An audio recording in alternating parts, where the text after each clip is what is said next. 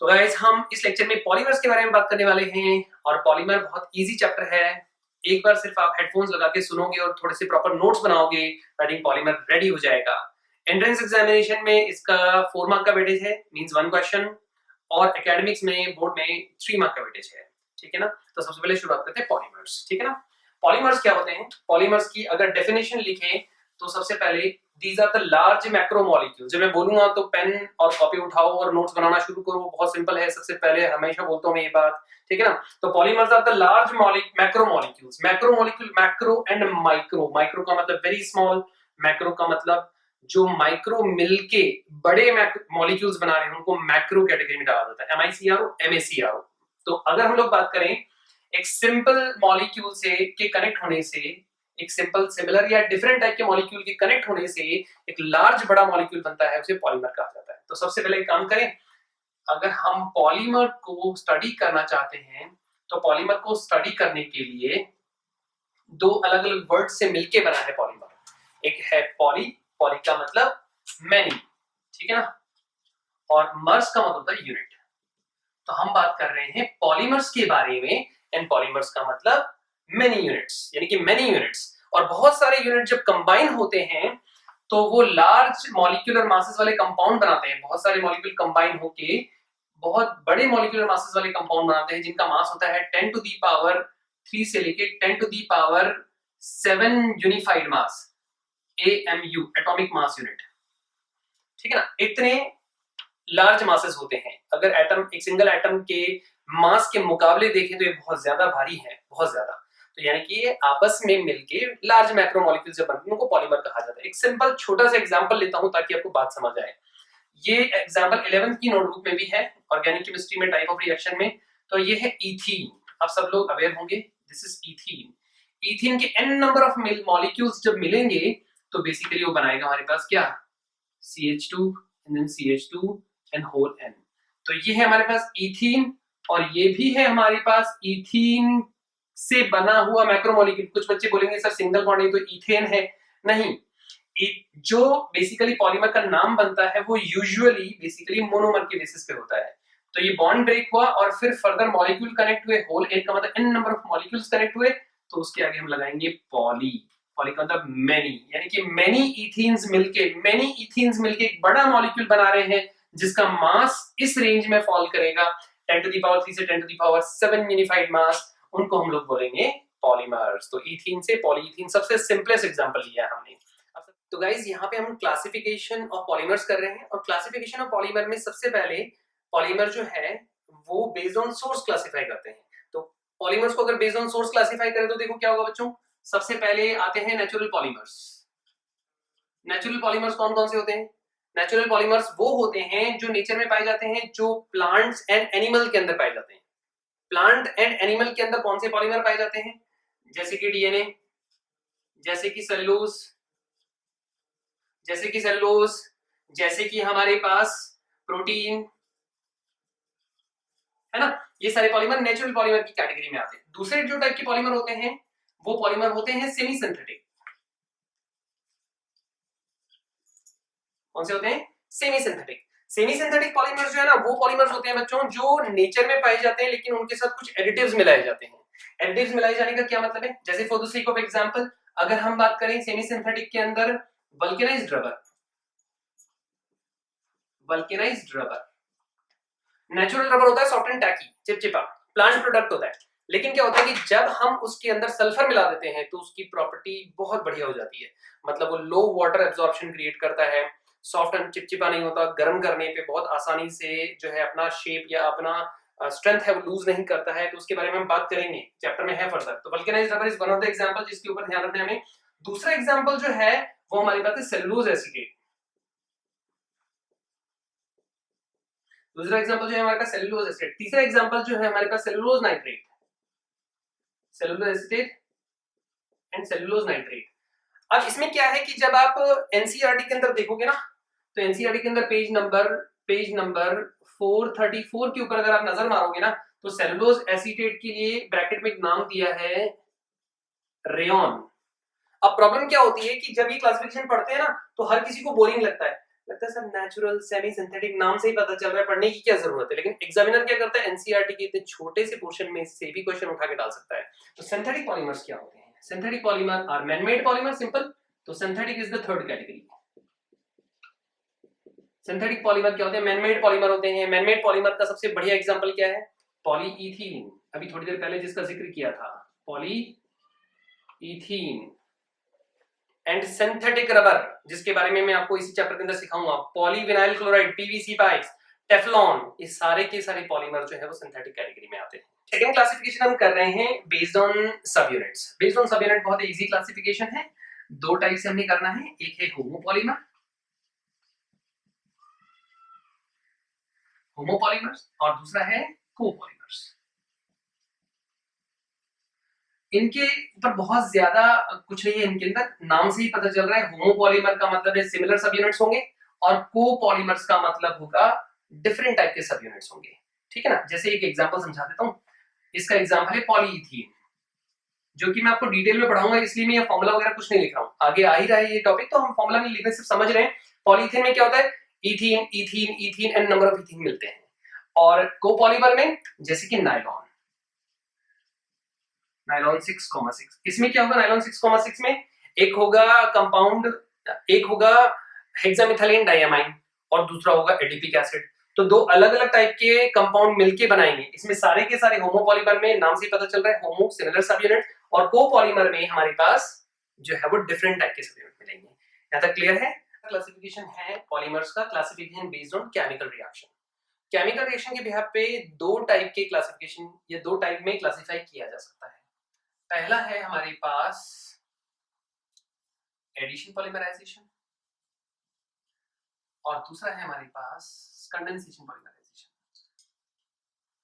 Condensation polymerisation, जो addition polymerisation है ना, उसका दूसरा नाम जो है वो है चेन ग्रोथ, और जो कंडेंसेशन पॉलीमराइजेशन है ना, उसका दूसरा नाम है स्टेप ग्रोथ। Step growth. जो चेन ग्रोथ पॉलीमराइजेशन है ना, उसकी शुरुआत करते हैं सबसे पहले। ठीक है ना? और चेन ग्रोथ पॉलीमराइजेशन में सबसे पहले हम बात करेंगे, या एडिशन पॉलीमराइजेशन में सबसे पहले हम बात करेंगे पॉलीइथीन के बारे में। पॉलीइथीन के बारे में तो सबसे पहले जो मैं आपको बताने वाला हूं, इन शॉर्ट, उसको अच्छे से समझें।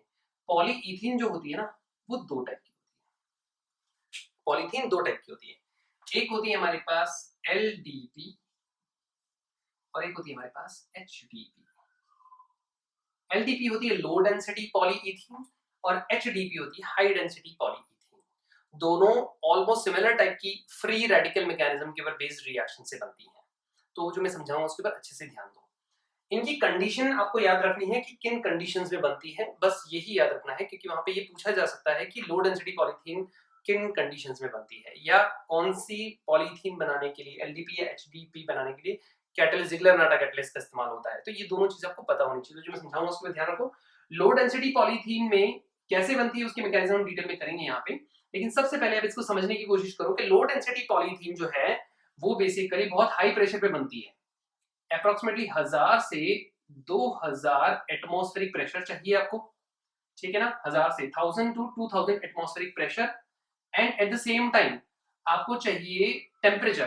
टेम्परेचर चाहिए आपको अप्रोक्सीमेटली 350 केल्विन से लेके 570 केल्विन तक। तो हाई टेम्परेचर और हाई प्रेशर का इस्तेमाल करोगे तो लो डेंसिटी पॉलीथीन बनेगी। ठीक है ना? और इस केस में किसी भी कैटलिस्ट की जरूरत नहीं होती। ठीक है ना? और अगर हम लोग बात करें इस पर्टिकुलर कंडीशन में, हाई डेंसिटी पॉलीथीन में आपको चाहिए 5 टू 7 एटमॉस्फेरिक प्रेशर, किसी किसी बुक में 6 टू 7 भी लिखा हुआ है, और जो टेम्परेचर है ना वो 333 से लेके 343 केल्विन, इतना ही चाहिए। मतलब जिसमें हाई लिखा है उसमें टेम्परेचर लो होगा और प्रेशर लो होगा, और जिसमें लो लिखा है उसमें प्रेशर और टेम्परेचर दोनों हाई होंगे। कंपैरेटिव बात कर रहा हूं याद रखने के लिहाज से। और लेकिन इसमें एक चीज और ऐड होती है इस जगह, और वो क्या है? यहाँ कैटलिस्ट आता है, और वो क्या आता है? Try ethyl aluminium C2H5 plus TiCl4 try ethyl aluminium और NTiCl4। इस कैटलिस्ट को बोला जाता है जिगलर-नाटा कैटलिस्ट। इस कैटलिस्ट के बारे में एंट्रेंस एग्जामिनेशन में क्वेश्चन भी पूछा गया है। और ये जो कैटलिस्ट है, इससे पॉलीमराइजेशन इंडस्ट्रियल लेवल पे रिवोल्यूशनाइज हुआ। मतलब पॉलीमर इतने बड़े लार्ज स्केल पे बनने लग गए कि जितनी भी प्लास्टिक है, जितने भी डिफरेंट टाइप के पॉलीमर्स हैं, उनको बनने में मदद मिली। तो अगर मैं बोलूं कि लो डेंसिटी पॉलीथीन, तो लो डेंसिटी पॉलीथीन क्या होता है? जिनसे प्लास्टिक की बॉटल्स बनती हैं। ये जो वायर है ना, फ्लेक्सिबल होता है, तो वायर्स बनते हैं। ये मैंने एक कॉर्ड ली है बेसिकली, ठीक है ना। या जितने भी हमारे घर में जो वायरिंग होती है, कॉपर वायर पेपर जो वायरिंग होती है, वो सारी की लो डेंसिटी पॉलीथीन है। ये जो हमारे पास बॉटल्स होती हैं, सिंपल वाटर बॉटल्स जो हम क्रश करके फेंक देते हैं, ठीक है ना, वो सारी बॉटल, स्क्वीज बॉटल, वो लो डेंसिटी पॉलीथीन होता है। और हाई डेंसिटी पॉलीथीन क्या होता है? लाइक दिस, इनसे बकेट वगैरह बनते हैं, डस्टबिन बनते हैं। ये सारे एग्जांपल एनसीईआरटी में है। तो अगर आप देखोगे ना, तो आपको पता चलेगा वहां पे कि लो डेंसिटी और हाई डेंसिटी पॉलीथीन में क्या फर्क है। तो ये आपको बहुत अच्छे से लर्न हो गया होगा, याद हो गया होगा, ठीक है ना। अब हम आगे बढ़ते हैं, ठीक है ना, कि इनकी मैकेनिज्म क्या है, हम इनको बनाएंगे कैसे, how they can be prepared. तो सबसे पहले हम इनकी रिएक्शन मैकेनिज्म पढ़ते हैं कि how they can be prepared. तो गाइस, लो डेंसिटी और हाई डेंसिटी पॉलीथीन के अंदर एक चीज और है जो हमने देखनी है, और वो क्या है कि बेसिकली जो लो डेंसिटी पॉलीथीन होता है ना, उसमें जो लीनियर इस तरीके से अलग अलग चेन्स होती है ना, उनके बीच में इस तरीके से ब्रांचेस भी होती हैं, स्मॉल ब्रांचेस, ठीक है ना। लेकिन जो हाई डेंसिटी पॉलीथीन होता है ना, उनके अंदर सिर्फ लीनियर चेन्स होती हैं जो आपस में कनेक्ट होती हैं। क्योंकि ये एनसीईआरटी में दिया हुआ है, और इसके पर डायग्राम में से भी क्वेश्चन पूछे जा सकते हैं एनसीईआरटी से। तो हमें बहुत छोटी छोटी चीजों को भी अच्छे से नोटिस करना है। बहुत हाई फाई चीजें पढ़ने के बजाय हम एनटीए के गाइडलाइन के हिसाब से अगर एनसीईआरटी पे अच्छे से फोकस करेंगे ना, तो शायद हम ज्यादा प्रोडक्टिव बन पाएंगे। अब जो मैं समझा रहा हूँ उसके ऊपर ध्यान दें बहुत अच्छे से। इसकी मैकेनिज्म समझते हैं, ठीक है ना। तो मैकेनिज्म किस तरीके से है, मैकेनिज्म समझेंगे तो आपको एक चीज पता चलेगी कि हमने पॉलीमराइजेशन रिएक्शन पढ़ रहे हैं, एडिशन पॉलीमराइजेशन पढ़ रहे हैं। मैकेनिज्म किसकी? एडिशन पॉलीमराइजेशन की। मैकेनिज्म किसकी पढ़ रहे हैं? एडिशन पॉलीमराइजेशन की, ठीक है ना। उसके मैकेनिज्म पढ़ने के लिए सबसे पहले हमने क्या करना है? एडिशन पॉलीमराइजेशन, ठीक है ना। बार बार मैं फुल फॉर्म नहीं लिख रहा हूँ, शॉर्ट में लिख दिया मैंने, ताकि आपको ध्यान रहे, ठीक है ना। टाइम जाया नहीं करेंगे इन चीजों के ऊपर। एडिशन पॉलीमराइजेशन जो है ना, वो मैंने बोला कि चेन ग्रोथ पॉलीमराइजेशन है, तो इसका दूसरा नाम भी यही लिख रहा हूं मैं, चेन ग्रोथ। बार बार आपको याद रहेगा, ठीक है ना। सेकंड टाइम लिखा है मैंने नाम। अब देखो, जब हम मैकेनिज्म के बारे में बात करते हैं, तो मैकेनिज्म कंपैरिजन 3 डिफरेंट स्टेप। पहला स्टेप जो होगा इस मैकेनिज्म का, वो होगा हमारे पास initiation. And I am sure कि इनिशिएशन रिएक्शन आपने ऑलरेडी पढ़ी है, और वो देखो कैसे होगी। C6H5 C double bond O O O and then C double bond O and then C6H5, इसको बोलते हैं benzoyl peroxide. Benzoyl peroxide, benzoyl peroxide. वैसे तो आपको इससे पता ही लग रहा होगा कि पेरोक्साइड है ये। पेरोक्साइड का मतलब होता है बेसिकली ऑक्सीजन ऑक्सीजन लिंकेज। और ये थोड़ा सा भी अगर हम लोग इसके अंदर HNO या बेसिकली थोड़ी हाई इंटेंसिटी की लाइट इंट्रोड्यूस करें, इनकॉर्पोरेट करें, तो यहाँ पे फ्री रेडिकल डेवलप होंगे, और वो बनेगा ट्वाइस ऑफ C6H5। ट्वाइस का मतलब यहाँ से टूटेगा ये, इधर वाला पोर्शन और इधर वाला पोर्शन आइडेंटिकल है, तो C6H5 के C6H5 and then C double bond O and then O, ऐसा बन गया। देखो यहाँ से टूटा, तो जो पोर्शन टूटा ये और ये ट्वाइस ये बन गया। अब आपको पता है कि फ्री रेडिकल जो है वो स्टेबल होने के लिए क्या अप्रोच करते हैं? वो इस तरीके से अप्रोच करते हैं कि बेसिकली वो फर्दर फ्री रेडिकल जनरेट कर सकते हैं। तो बेसिकली ये फ्री रेडिकल और ये फ्री रेडिकल मिलके क्या बना देगा, गौर से देखो, कार्बन डाइऑक्साइड, और ये गैसेस फॉर्म में निकल जाएगा बाहर, ठीक है ना, लाइक गैसेस फॉर्म में। और पीछे क्या बच गया? तो आप देखोगे कि पीछे जो हमारे पास प्रोडक्ट बचा है, वो इनिशिएशन का आखिरी प्रोडक्ट है, अगली रिएक्शन के अंदर पार्टिसिपेट करेगा, अगली स्टेप के अंदर पार्टिसिपेट करेगा। और वो क्या है? वो है हमारे पास सेकेंड स्टेप। पहली रिएक्शन का प्रोडक्ट दूसरी रिएक्शन का रिएक्टेंट है। पहली स्टेप का प्रोडक्ट, पहला स्टेप, उसका प्रोडक्ट दूसरी स्टेप का रिएक्टेंट है। तो C6H5 ये फिनाइल फ्री रेडिकल है, तो फिनाइल फ्री रेडिकल C6H5 का अटैक करवा दो कंटेनर में, किसके ऊपर? इथीन के ऊपर, क्योंकि पॉलीमराइजेशन किसका करवा रहे हैं हम लोग? इथीन का। तो इथीन के ऊपर अटैक करवा दिया, देखो इथीन के ऊपर अटैक करवा दिया। जैसे ही मैंने इथीन के ऊपर अटैक करवाया, तो फ्री रेडिकल जब किसी बॉन्ड के ऊपर अटैक करेगा, तो फर्दर क्या जनरेट करेगा, फ्री रेडिकल्स। और जैसे वो फ्री रेडिकल जनरेट करेगा तो हालात कैसे बनेंगे, जरा गौर से देखो। ये बॉन्ड ब्रेक होगा और इस तरीके से होमोलाइटिक फिशन होगा। पाई बॉन्ड कमजोर होता है तो इस पाई बॉन्ड का होमोलाइटिक फिशन होगा like this and like this. तो इस तरीके की हालत डेवलप होंगी। कैसे कि बेसिकली CH2 का फ्री रेडिकल, CH2 के फ्री रेडिकल इस तरीके से सिंगल बॉन्ड एग्जिस्ट करेगा। पाई बॉन्ड टूट गया, सिग्मा बॉन्ड बचा हुआ रहा और अब हमारे पास ये C6H5 जो है वो यहाँ आके अटैक करेगा। मतलब इसने जब इसके ऊपर अटैक करना चाहा तो इसका बॉन्ड टूटा। जब बॉन्ड टूटा तो हालात ये डेवलप हुए। जब हालात ये डेवलप हुए तो अटैक कैसे होगा, जरा गौर से देखो। अटैक कैसे होगा, ये फ्री रेडिकल इस फ्री रेडिकल के साथ मिलकर बना लेगा बॉन्ड। क्या आप समझ पा रहे हो? और जैसे इन दोनों फ्री रेडिकल ने मिलकर आपस में बॉन्ड बनाया तो क्या बना, C6H5। अब ये जो बॉन्ड बना रहा हूं ये नया बॉन्ड है, this is a new bond C6H5 and then CH2 and then CH2। This is the new bond जो बना है। अब मुझे बताओ क्या उधर का फ्री रेडिकल कंज्यूम हो गया? इन दोनों ने तो बॉन्ड बना लिया, free bond free electron overlapping करके कोवेलेंट बॉन्ड बना लिया, लेकिन क्या इधर वाला बॉन्ड बना पाया? नहीं बना पाया ना, वो अभी भी वैसा का वैसा ही है। तो बताओ वो क्या करेगा, वो नेक्स्ट मॉलिक्यूल पे अटैक करेगा। नेक्स्ट मॉलिक्यूल क्या है, CH2 डबल बॉन्ड CH2। अब इस हालात को और इस हालात को गौर से देखो, बिल्कुल सेम है। क्या फर्क है, सिर्फ ये CH2 ऐड हो गया एक्स्ट्रा। गौर से देखो, इस हालात में देखो इथेन वैसा का वैसा है, यहाँ फिनाइल वैसा का वैसा है, लेकिन अब ये ऐड हो गया, ये ऐड हो गया और फ्री रेडिकल पहले भी था, फ्री रेडिकल अब भी है। फिर से सिचुएशन वैसी ही राइज होगी। क्या, गौर से देखो कि ये फ्री रेडिकल के ऊपर अटैक करने की कोशिश करेगा, फिर से इस बॉन्ड का होमोलाइटिक फिशन होगा, फिर से फ्री रेडिकल डेवलप होंगे और जैसे ही फ्री रेडिकल डेवलप होगा तो क्या हुआ, C6H5 and then CH2 and then CH2। ये बॉन्ड फिर से मैं ग्रीन ही बना रहा हूं ताकि आपको याद रहे। And then CH2 and then ये बॉन्ड ब्रेक होगा तो क्या हालात होंगे, CH2 and then CH2 and ये फ्री रेडिकल एंड देन ये फ्री रेडिकल और ये फ्री रेडिकल बचा हुआ है। स्टेप बाय स्टेप देखो ना, इसने इसके ऊपर अटैक करने की कोशिश की तो इसका बॉन्ड टूट गया, बॉन्ड टूटा तो ऐसे हालात डेवलप हुए, ऐसे हालात डेवलप हुए तो बेसिकली इसने इसके ऊपर अटैक कर दिया। फ्री रेडिकल जब फ्री रेडिकल के ऊपर अटैक करता है तो बॉन्ड बनता है। तो गौर से देखो क्या हालात डेवलप हुए, C6H5 then CH2 then CH2 then फिर से क्या हुआ, CH2 एंड देन CH2 और ये फ्री रेडिकल बचा हुआ रह गया। अब नए बॉन्ड कौन से बनेंगे, जरा गौर से देखो। एक बॉन्ड तो ये वही वाला जो चला आ रहा है नया ऊपर से, और इसके बाद CH2 का बॉन्ड पहले से एग्जिस्टिंग था, अब एक बॉन्ड और नया बना ये वाला, तो इसका मतलब इस CH2 के बाद एक बॉन्ड और नया बना लाइक दिस।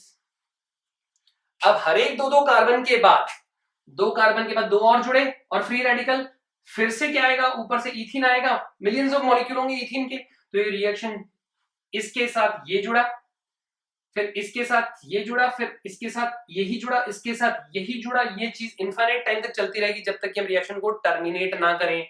अब मान लो कि इथीन खत्म हो गया तो कंटेनर के अंदर टर्मिनेशन कैसे होगा, तो हम टर्मिनेशन पे आते हैं। तो termination is the third part. तो टर्मिनेशन क्या होता है, टर्मिनेशन कैसे करेंगे, टर्मिनेशन ऐसे करेंगे कि मैं इस CH2 के n मॉलिक्यूल्स को n लिख दूं। तो गौर से देखो क्या हालत डेवलप होंगी, C6H5 CH2 के होल n मॉलिक्यूल, n का मतलब मिलियंस ऑफ मॉलिक्यूल, CH2 का होल n, ठीक है, एंड देन CH2।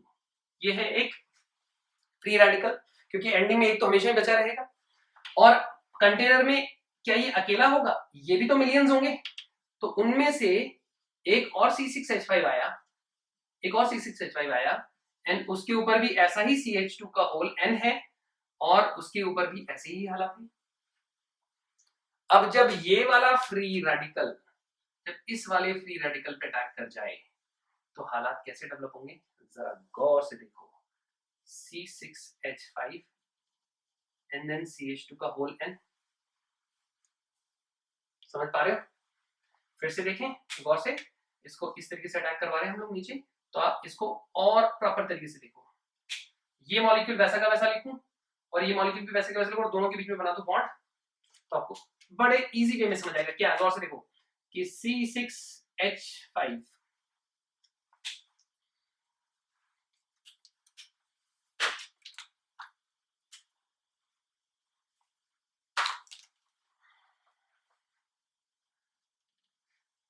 तो गाइस इसको गौर से देखो, रिएक्शन किस तरीके से हो रही है, इस तरीके से C6H5, ठीक है ना, एंड देन CH2 का whole N, and then CH2 ने जब अटैक किया इसके ऊपर तो इसके साथ बन गया bond CH2, and then CH2 का होल N, एंड देन आखिरी में C6H5। विजिबल हो रहा है? समझ आ रहा है सब लोगों को? अब गौर से देखो, इस वाली पूरी स्टेप के अंदर जो ये वाला बॉन्ड है ना, ये नया बना है। गौर से देखो, ये molecule C6H5CH2 whole N, C6H5CH2 whole N, and then CH2, ये molecule C6H5CH2 whole N, and then CH2, दोनों तरफ आइडेंटिकल ना। गौर से देखो, तो इसका मतलब क्या हुआ, फ्री रेडिकल ने पाई बॉन्ड के ऊपर अटैक करके नए फ्री रेडिकल जनरेट किए तो इलॉन्गेशन हुआ। तो इस प्रोसेस को हम लोग क्या बोलते हैं, इस पर्टिकुलर सेकंड स्टेप को हम लोग क्या बोलते हैं, इलॉन्गेशन या प्रोपगेशन। क्या बोलते हैं, इलॉन्गेशन या प्रोपगेशन। तो इस रिएक्शन को अगर गौर से देखो तो एक चीज पता चलेगी आपको कि इस रिएक्शन के दौरान हमने बेंजोइल पेरोक्साइड से शुरू किया, इनिशिएशन के लिए बेंजोइल पेरोक्साइड काम आया, इलॉन्गेशन के दौरान CH2 बहुत सारे थे, मिलियंस थे, तो आपस में कनेक्ट हो गए और आपस में जुड़ के एकदम से टर्मिनेशन रिएक्शन के दौरान उसने रिएक्शन को कंप्लीट कर दिया। तो अब देखो गौर से, सबसे ज्यादा जो चीज जुड़ी है वो कौन सी जुड़ी है, CH2 which means basically CH2 का पॉलीमर बन गया। अब हमारे पास और भी तरीके हैं जिनसे हम इन रिएक्शन में जो एंडिंग वाले पार्ट हैं इनको हटा सकते हैं, यानी कि इन पर्टिकुलर पार्ट को हटा के, इन पर्टिकुलर पार्ट को रिएक्शन से ब्रेक करके हटा के और हम रिएक्शन को टर्मिनेट कर सकते हैं। तो ये हमारे पास एडिशन पॉलीमराइजेशन का एग्जांपल हो गया। हम बात करेंगे polymers based on addition polymerization कैसे कैसे देखे जाते हैं। इसमें सबसे इंपॉर्टेंट बात पता है क्या है कि ये जो हमने इथीन बनाना है ना, उसका प्रिंसिपल ध्यान रखना है। हमने इथीन को डिस्कशन किया इसी लेक्चर के अंदर, तो हमने देखा कि किस तरीके से एक सिंगल इथीन मॉलिक्यूल से पॉलीइथीन बनता है। बस उसी पैटर्न को याद रखना है, उस पैटर्न को फॉलो अप करना है, ठीक है ना। तो देखो कैसे, एक बार मैं यहाँ पे इथीन लिख रहा हूँ, ठीक है, CH2 डबल बॉन्ड CH2, ठीक है, और इसमें बेसिकली इसके n नंबर ऑफ मॉलिक्यूल मिल रहे हैं। अगर टेम्परेचर और प्रेशर हाई होगा तो लो डेंसिटी पॉलीथीन बनेगा, और टेम्परेचर प्रेशर लो होगा तो हाई डेंसिटी पॉलीथीन बनेगा, जिसमें कि जिगलर-नाटा कैटलिस्ट आएगा। मैंने आपको बताया था, कैटलिस्ट एंट्रेंस में पूछा भी गया, तो ध्यान रखना है आप लोगों ने, ठीक है ना। अब देखो, अगर गौर से देखोगे तो आपको पता चलेगा कि CH2 डबल बॉन्ड CH2 के n मॉलिक्यूल जब आपस में कंबाइन होंगे तो क्या बनेगा, CH2 and then CH2 and then whole n बनेगा। अब जो मैं समझाऊंगा उसके ऊपर ध्यान देना अच्छे से। बेसिकली ये जो मॉलिक्यूल है ना, इस मॉलिक्यूल को मैं थोड़ा सा इस तरीके से लिख दूं कि CH2 and then double bond CH and then H और होल N। अगर मैं इसको ऐसे लिखूं और इस H को हटा के डिफरेंट टाइप के ग्रुप्स अटैच कर दूं तो बेसिकली डिफरेंट टाइप के पॉलीमर बनते हैं। तो याद रखने के लिए टेक्निक ध्यान रखना, मेरी बुक में नहीं दी हुई है, लेकिन ध्यान रखना है आपने, जो मैं समझाऊंगा उसके ऊपर ध्यान दो। देखिए कैसे, सबसे पहला पॉलीमर जो है ना, पॉलीथीन तो हो गया, तो पहला पॉलीमर हमारे पास ये हो गया। दूसरा जो पॉलीमर बनेगा ना, मान लो कि मैं लेता हूं PAN। PAN होता है पॉली, पॉली क्या होता है, ढेर सारे, एक्रिलोनाइट्राइल। हम पैन के बारे में बात करें, पैन इज बेसिकली पॉलीएक्रिलोनाइट्राइल के बारे में बात कर रहे हैं। तो अगर पॉलीएक्रिलोनाइट्राइल के बारे में बात करेंगे तो आपको पता चलेगा कि जो हाइड्रोजन है इसको रिप्लेस करना है, और इसको रिप्लेस किससे करना है, हाइड्रोजन को रिप्लेस करना है एक्रिलोनाइट्राइल। नाइट्राइल का मतलब होता है साइनाइड ग्रुप। तो सबसे पहले एक काम करें, इस मॉलिक्यूल को तो बिल्कुल वैसा का वैसा ले लें, कैसे, CH2 double bond CH and then H, और यहां से हाइड्रोजन हटा दिया, और इस हाइड्रोजन हटाने के बाद यहां डाल दिया साइनाइड। क्या हो गया, नाइट्राइल। साइनाइड ग्रुप को नाइट्राइल भी बोला जाता है। और जैसे ही ऐसा किया तो मुझे बताओ पॉलीथीन में क्या हुआ था, और से देखो, यहां था CH2 एंड CH2, याद है डबल बॉन्ड क्यों गायब हुआ, क्योंकि ये फ्री रेडिकल बन गया था। तो ये डबल बॉन्ड टूट के फ्री रेडिकल बन के आपस में बाहर की तरफ जुड़े थे, याद है आप लोगों को, इसी लेक्चर में पढ़ाया अभी मैंने। तो अगर हम लोग बात करें, ये डबल बॉन्ड टूट गया, और डबल बॉन्ड टूटने के बाद ये आगे कनेक्ट हो गया, लेकिन शर्त ये है कि यहाँ पे CH2 की, यहाँ CH2 था तो यहाँ CH2 लिखा, इसकी जगह एक ही H है, देखो एक, लेकिन नीचे क्या है, नीचे है हमारे पास साइनाइड, उसको वैसा का वैसा रखो। अब गौर से देखो, इस H के बजाय साइनाइड आ गया, तो मैं अगर यहाँ H कर दूंगा तो आपको बात समझ आई कि बेसिकली ये पॉलीइथीन है, तो यहाँ पे पॉलीइथीन की तरह ही पॉली एक्रिल, एक्रिल का मतलब होता है 3 carbon, 3 carbon plus double bond को एक्रिल बोला जाता है। तो एक्रिलोनाइट्राइल, तो एक्रिलोनाइट्राइल का पॉलीमराइजेशन कर दिया मैंने, तो एक्रिलोनाइट्राइल से पॉलीमराइजेशन हो गया। तो ये बात समझ आई आप लोगों को, इसको बोलते हैं PAN, पॉलीएक्रिलोनाइट्राइल, ठीक है ना। तो आपसे पूछा जाएगा कि what is the monomer of pan, तो पैन इज पॉलीएक्रिलोनाइट्राइल, तो आपने मोनोमर बोलना है एक्रिलो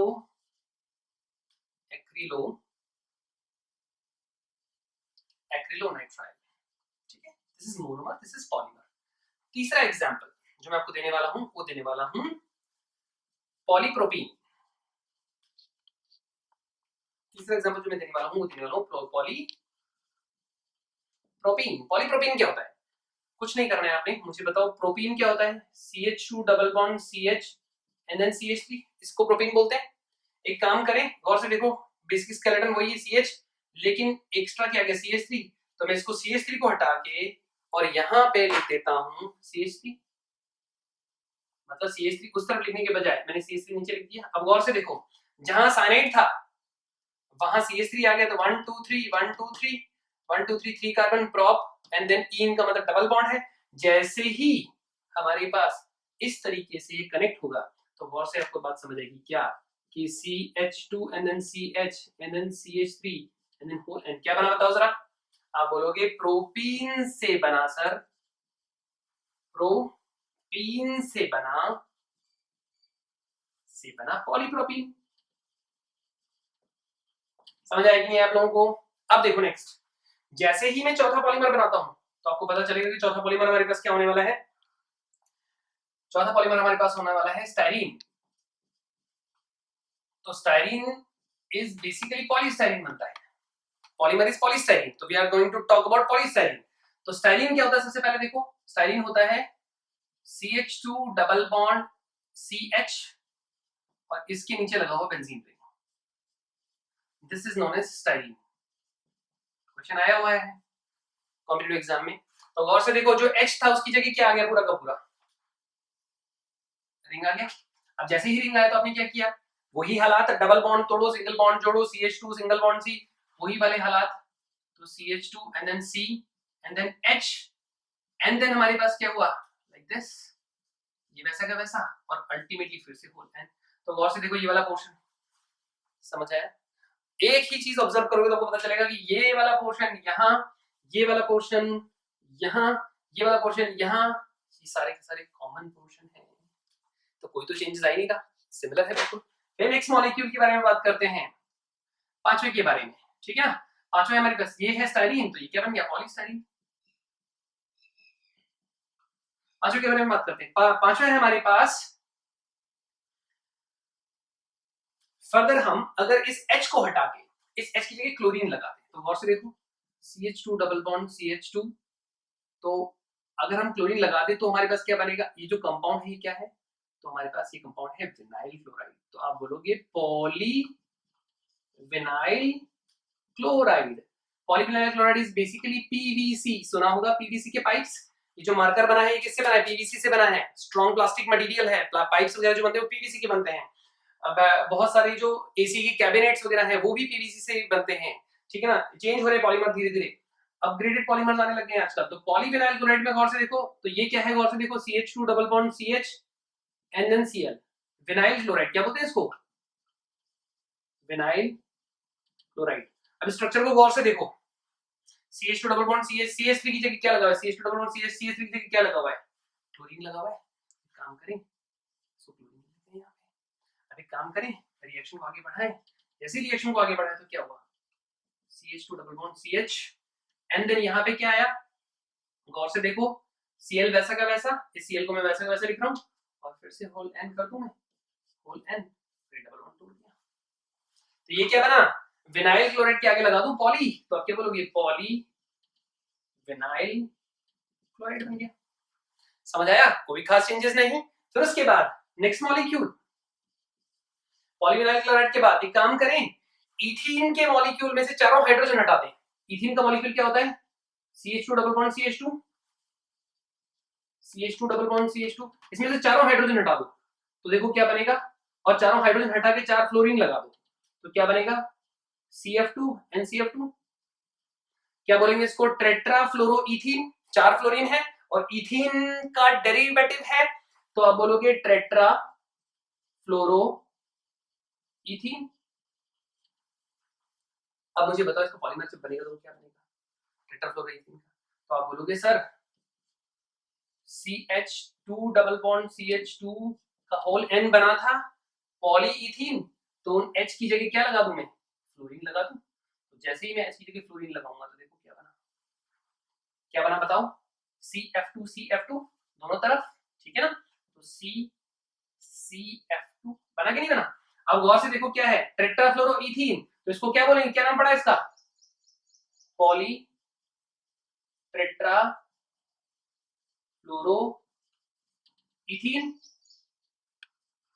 पॉलीटेट्राफ्लोरोइथीन को बोला जाएगा PTEF, sorry PE, polytetrafluoroethene. Polytetrafluoroethene is basically Teflon.